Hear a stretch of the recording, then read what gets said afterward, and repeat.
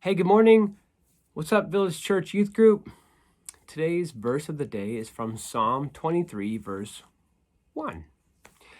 Over the next several weeks, I think I'm just going to go through Psalms 23, verse by verse, and just give you a little tidbit for the day, and really break this psalm down. Now, you've probably read this psalm many times or heard it. It's like one of the most famous psalms. There's a ton of like really quotable scriptures in this psalm. But if you haven't, great. We're just going to jump in. So this is Psalm 23, verse 1.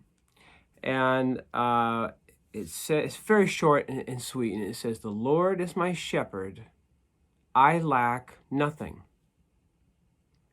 Now, I just want you to think about that phrase for a second. The Lord is my shepherd. I lack nothing. Now, the first half of that, let's talk about God as my shepherd. The Lord is my shepherd. Now, this was a very common thing in the time of the writing of this psalm. Being a shepherd was like super common. In fact, everyone who heard this or read this in that time period would know exactly like what a shepherd did. They probably had been shepherds themselves at some point in time, because it wasn't like there was giant factories or you were like YouTube influencers and stuff like that. Like there are certain jobs where people had done all these things, and so they were very familiar with that idea of what a shepherd does, what a shepherd's responsible for, what the job requires. And so but we're not as familiar with that nowadays. Now, if you said the Lord is an Uber driver, I lack nothing, then everyone would go, yeah, oh yeah, Uber driver, like we would know what that is nowadays. But there's no Uber drivers in David's time in the Old Testament. So but let's talk about what a shepherd does. A shepherd is someone who's responsible for the keeping of the sheep. Now, in these Bible times, generally, there's a lot of farmland, a lot of green, land in this area. And families would often have sheep to graze, and then they would let the sheep's wool grow, and then they would shave the sheep's wool and sell that to people so they could make clothes or whatever else. So, but this was like a way to make money, and the more sheep you had, the more wool you had, and the more wool you could sell, the more money you could make, right? This to buy food, to buy equipment that you needed for your farming or whatever else. So, if you had 5 sheep, then you could make this much money. But if you had like 25 sheep, you had a lot more money you could make. So basically the point is, like, sheep was a big resource for these people. And you could also make sheep's milk, all this other kind of stuff, right? So it's very important to them, the keeping of the sheep. The shepherd was responsible basically for like this gold mine of this resource, so that a family had income and could have food, and could have other things that they needed. So a shepherd was responsible for basically like sitting out with the sheep all day. And there's also a shepherd that would take like a night shift, all day or all night. And you made sure that the sheep ate, that no sheep wandered off. You made sure that the sheep were safe from bear attacks or wolf attacks or whatever else.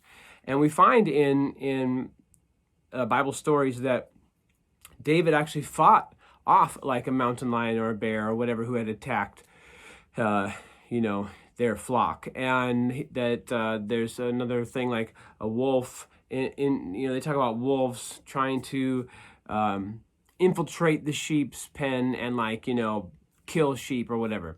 And that's just what happened. So the shepherd was responsible. He took care of the sheep.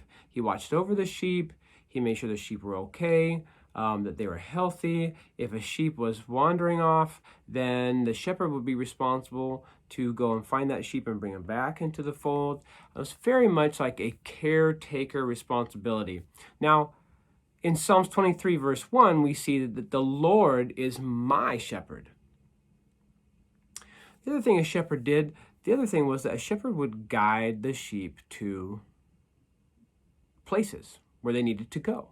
He would take a sheep and all the sheep, not a sheep. He would take all the sheep, and they would go to like a new pasture to graze there and to eat food there. Like maybe they have been in a certain area for one period of time, and they ate up all the grass. And if they eat any more grass, the grass is going to die, and that's bad. So you got to move all the sheep to a new section of land where they can eat grass over there.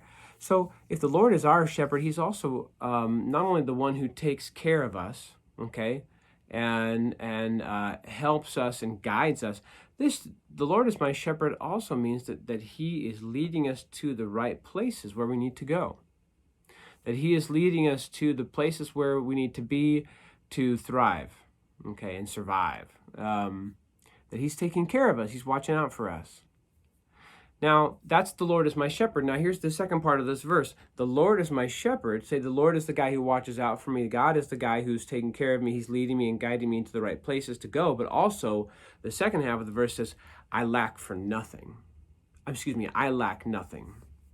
Which means I have everything I need.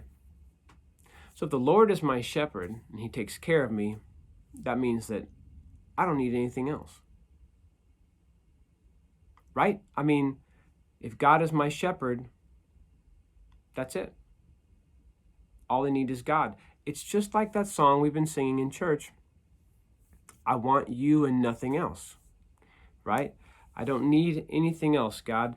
All I need is you. So let's just ponder and think about that today as we go about our day, that God is the God who takes care of me, that he leads me and guides me, and because he does that, I lack nothing. I have everything that I need because I have the Lord. All right, have a great day.